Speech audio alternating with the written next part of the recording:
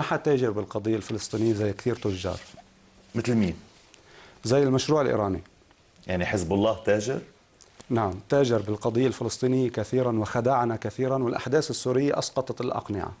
كيف؟ نعم. وين كيف سقط القناع معه بالأحداث؟ موضوع الممانعة وفلسطين وما شابه. أي طلع عندهم حقد على أهلنا في سوريا أكثر بكثير ما كان عندهم حقد على الإسرائيليين. حسن نصر الله قال واضحا أنه أي قصف لسوريا ستمتد المعركة على كل المناطق. نعم. كيف ستمتد المعركة على كل المناطق؟ كيف؟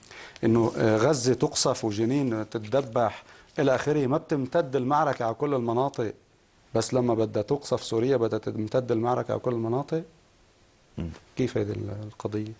قضية واضحة صارت. هناك مشروع استعمل عنوان فلسطين لأنه حساس بدغدغ شعور المنطقة لتمرير مشروع، نعم مشروع خطير جدا، مشروع ولاية الفقيه اللي نحن بنرفضها جملة وتفصيلا. هن حرين يعتقدوا اللي بدهم إياه ويتمذهبوا زي ما بدهم، بس ما تخدعني وتيجي تقول لي وحدة إسلامية وتقول لي فلسطين، وآخر جاي تهيمن علي وتنزل بسلاح ب7 أيار وتتهمني أنا بالمذهبية وتشتت الساحات عنا وتشتري لي أزلام من هون ومن هونيك تطلع لي هن مشايخ وعلماء حتى تشرزم لي الساحة السنية. ما برفض.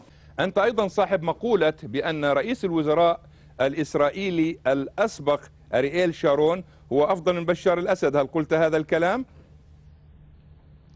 لم أقل ذلك، إنما قلت ما فعله الإسرائيليون ألف رحمة أمام ما يفعله المجرمون الإسرائيليون الصهاينة، ألف رحمة أمام ما يفعله الجزار بشار بإخواننا في سوريا. مجازر سوريا يشيب لها الولدان، لم نرى إسرائيل تفعل ما يفعله المجرم